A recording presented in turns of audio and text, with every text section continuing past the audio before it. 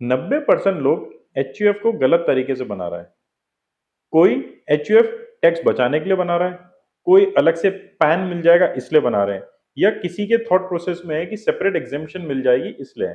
तो आज समझते हैं कि एचयूएफ टेक्निकली बनानी क्यों चाहिए।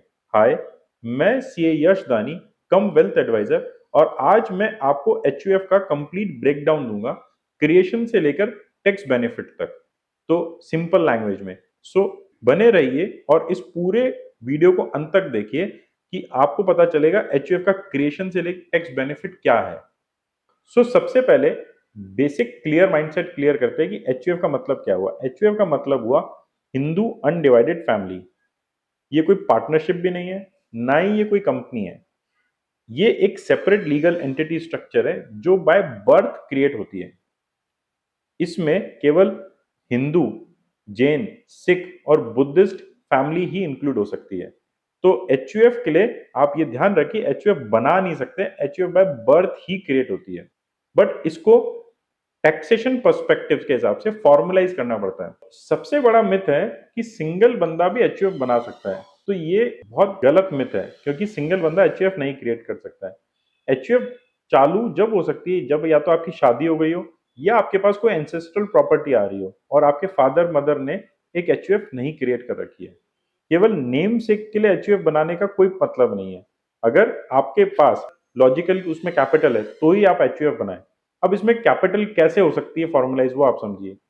एचयूएफ में कैपिटल या तो कोई एंसेस्ट्रल प्रॉपर्टी हो, वहां से आ सकती है, या फिर कोई एचयूएफ में किसी ने गिफ्ट करा हो, या विल के थ्रू एचयूएफ में कोई पैसा कुछ आया हो, तो एचयूएफ की कैपिटल बन सकती है। या फिर आपने कोई बिजनेस चालू कर लिया हो, तो भी एचयूएफ की कैपिटल बनाई जा सकती है। हाँ, इसमें ये देखिए कि ये एक बड़ा कंफ्यूजन स्टेट कर देता है कि अगर कोई इंडिविजुअल ने गिफ्ट करा, मतलब क्या होता है, टैक्स इवेजन के पर्सपेक्टिव से आप इंडिविजुअल की कैपेसिटी में आपने अपनी एचयूएफ को गिफ्ट कर दिया, तो वहां पर क्लबिंग प्रोविजन लागू हो जाता है। तो ये ध्यान रखिएगा कि आप जब एचयूएफ को कोई गिफ्ट कर रहे हैं, तो वो गिफ्ट आपकी क्लबिंग प्रोविजन की वजह से इनकम डायवर्जन करने के चक्कर में आपकी बुक्स में ऐड कर दे रही है। अब एचयूएफ का इंपॉर्टेंट पॉइंट समझिए कि एचयूएफ में मेंबर्स जो होते हैं वो दो तरीके के होते हैं। एक तो मेंबर हो गया और एक को पार्टनर हो गया। हर को पार्टनर एचयूएफ का मेंबर होता है, बट हर मेंबर को पार्टनर नहीं होता। क्यों? क्योंकि को पार्टनर राइट्स मिलते हैं बाय बर्थ उस एचयूएफ में पैदा होने के कारण। बट मेंबर कैन बी हो सकता है शादी के थ्रू आया हो, जैसे कि आपकी mother wife is a member of that HUF. But को पार्टनर आप, आपकी सिस्टर, क्योंकि आप उस फैमिली में पैदा हुए हो इसलिए आप उस एचयूएफ के को पार्टनर बने हो। और को पार्टनर के पास टेक्निकली राइट्स ज्यादा होते हैं बनस्पत मेंबर के। मेंबर मैनेजर की तौर पे से भी उसको ऑपरेट नहीं कर सकता, बट को पार्टनर करता भी बनता है, और को पार्टनर के पास उसको एचयूएफ को पार्टीशन के राइट्स, डिवीजन के राइट्स सब असाइन होते हैं। इसमें यह भी समझिए कि को पार्टनर की डेफिनेशन में 2005 के बाद से डॉटर्स को भी इंक्लूड कर दिया गया है। तो डॉटर, अगर अगर कोई फैमिली में डॉटर पैदा हुई है तो उसको भी को पार्टनर के राइट्स हैं, और वो भी पार्टीशन डिमांड कर सकती है। एचयूएफ में दो कैटेगरी ऑफ मेंबर्स हो गए, एक तो मेंबर और एक को पार्टनर। तो कर्ता जो है वो केवल को पार्टनर ही बन सकता है। मेंबर के पास एचयूएफ का कर्ता बनने के कोई राइट्स नहीं है, और कर्ता ही एचयूएफ को मैनेज करता है। कर्ता के पास ही बैंक ऑपरेशंस के, साइनिंग के और एचयूएफ को रन करने के राइट्स होते हैं।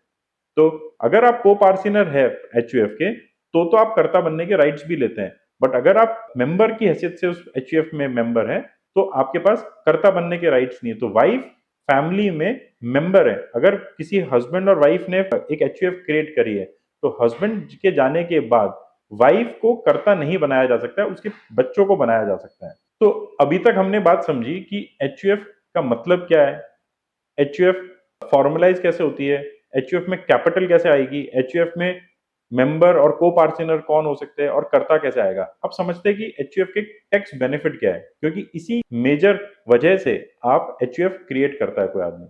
तो एचयूएफ का एक सेपरेट पैन होता है, एचयूएफ एक सेपरेट लीगल स्ट्रक्चर है।